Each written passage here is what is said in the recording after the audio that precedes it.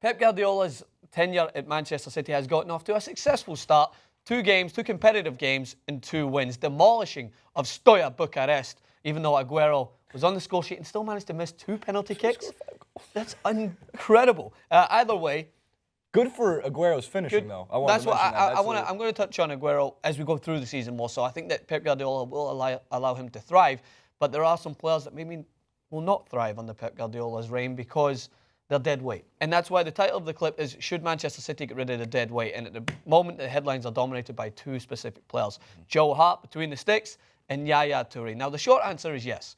But to get into a little bit more detail, I don't want to discredit someone like Joe Hart or Yaya Toure, because even if they are to go elsewhere, you cannot say that they haven't contributed to this club's journey to success. Yaya Toure in 2012 was the most influential player in the Premier League. He was just as much a reason as they won that title as Aguero, as the big-name figures in that team. He came in at a high price tag. I mean, he demanded £250,000 a week.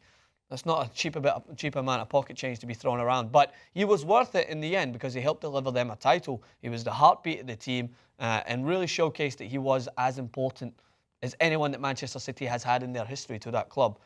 But now it's to the point where Pep Guardiola does not allow passengers. He does not have passengers on his team. If you're not working to his system, then you have to go. There's no place for you. If you're willing to work and adjust and change your game so that you fit into that specific role, then there may be a place for you. But Yaya Toure is at the point in his career.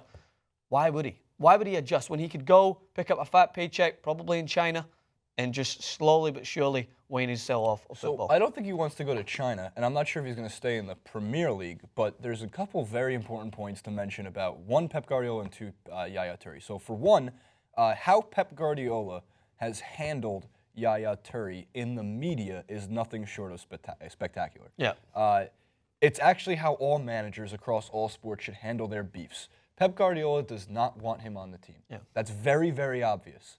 And he shows that by not putting him in the starting 11 in a Champions League qualifier. Not even taking him. Not even taking him, not even throwing him, even cutting to him on the cameramen aren't even cutting to him during the opening weekend of the Premier League, right? However, when you listen to what Pep says about Yaya Toure, it's nothing but praise for what he's done. It's nothing but kind words that aren't backed by much because his actions are speaking louder.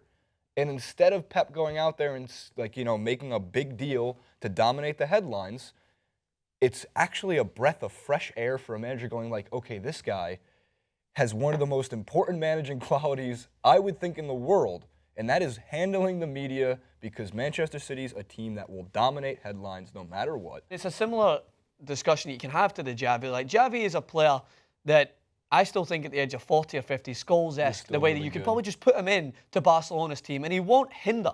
He just won't be as able to contribute as what he has done in the past. But Yaya Toure is the opposite, because Yaya Toure will go wandering. He'll push higher up the field. He'll impact that infrastructure. I will always go back to this example last year. Real Madrid away from home.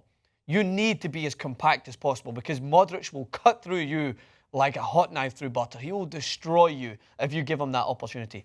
Yaya was pushing high up, then he was dropping so deep. Fernandinho was taking up an unfamiliar role higher up the park, and all of a sudden, that midfield dynamic shifted. Pep Guardiola will not stand for that. That's why he brought in players like Xabi Alonso over to Bayern Munich, because he's like, this guy knows structure. Right. He knows where he's going to stay. He tried to mature Philipp Lahm into that role so that he was as intelligent as anyone else he was playing against and be like, all right, Philipp Lahm's the most intelligent footballer I've ever had the privilege of working with. He's in there. To Lahm's point, and nothing against Yaya Toure, but Lahm is, if not the highest IQ footballer, at least defensively, maybe ever. I would think he's up there. Top 10 highest IQ, intelligent, fundamentally sound. Could be a good clip. He's up there with I loved Alessandro Nesta, who used to play with AC Milan. So intelligent, would never really have to overcommit in a tackle because he always had his steps planned out. You basically played to his steps. You were like, oh, Nesta's going to go right here. I'm already going Mind games. I'm already there.